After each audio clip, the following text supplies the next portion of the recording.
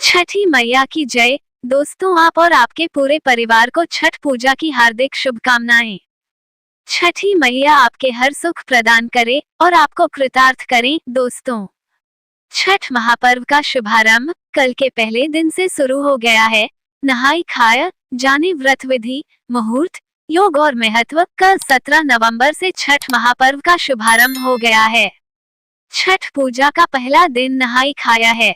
नहाई खाया कार्तिक शुक्ल चतुर्थी तिथि को होता है। पंचमी को खरना और षष्ठी को शाम के समय डूबते सूर्य को अर्घ्य देते हैं। छठ पूजा के पहले दिन के शुभ मुहूर्त और नहाई खाया के नियम के बारे में। नमस्कार दोस्तों, बातें ज्ञान की YouTube चैनल में आपका स्वागत है। इस चैनल के द्वारा भक्ति, ईश्वर कथा, पौराणिक कथाएं, प्रेरक कहानियां और ज्ञानवर्धक कहानियों का विशेष संकलन आपको मिलेगा और आप ऐसे ही ज्ञानवर्धक वीडियो देख पाएंगे। कृपया चैनल को सब्सक्राइब करें, वीडियो को शेयर करें और अपना बहुमूल्य साथ बनाए रखें। धन्यवाद दोस्तों। खरना पूजा विधि। शाम के समय घी लगी रोटी, गुड़ की खीर और फल से भगवान का भोग लगाया जाता है। इसके बाद से उनका 36 घंटे का निर्जला उपवास शुरू हो जाता है।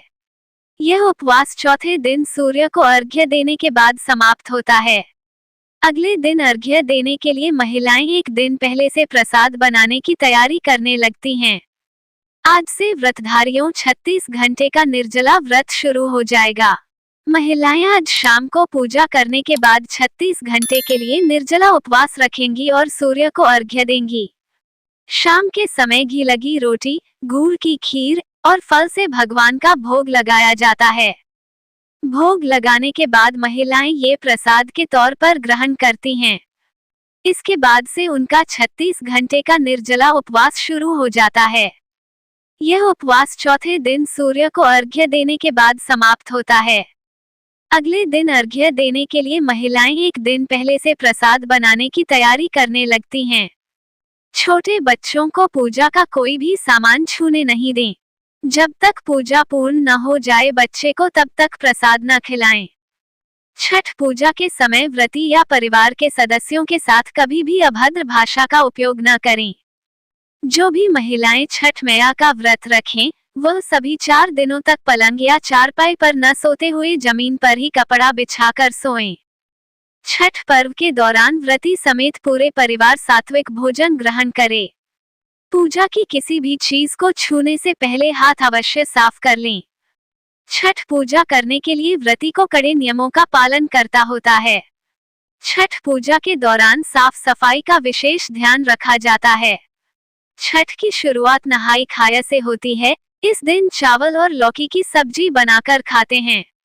इसके अगले दिन खरना होता है। खरना वाले दिन गुड़ और चावल की खीर बनती है।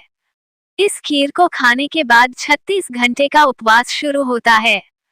तीसरे दिन शाम को डूबते सूर्य को अर्घ्य दिया जाता है। इसके बाद सुबह उगते सूर्य को अर्घ्य देने के बाद छठ पूजा का समापन हो जाता है। छठ पूजा में प्रसाद का काफी महत्व होता है। खास तौर पर बांस के सूप में छठ के प्रसाद को सजाकर पूजा किया जाता है। सूर्य को अर्घ्य देते वक्त बांस के इस सूप को हाथ में रखते हैं। प्रसाद में फल, नारियल, गन्ना, सुपारी, सिंघाड़ा, मूली और खासतौर पर आटे का ठेकुआ तैयार किया जाता है। ठेकुआ के बिना छठ की पूजा अधूरी मानी जाती है। इसलिए व्रती खरना के दिन घर वालों के साथ मिलकर छठ मैया को चढ़ाने के लिए ठेकुआ बनाते हैं। ठेकुआ बनाने के लिए भी आटे का शुद्ध होना जरूरी होता है। कई जगहों पर लोग गेहूं की पहली फसल आने पर उसी गेहूं के आटे का ठेकुआ बनाते हैं। आस्था के सबसे बड़े पर्व की बात करें तो छठ पर्व बनाने का इतिहास महाभारत काल से जुड़ा हुआ है। इतिहासकार बताते हैं कि दानवीर सूर्यपुत्र कर्ण पानी में खड़े होकर घंटों सूर्यदेव की पूजा किया करते थे। उसके बाद वो जल चढ़ाते थे।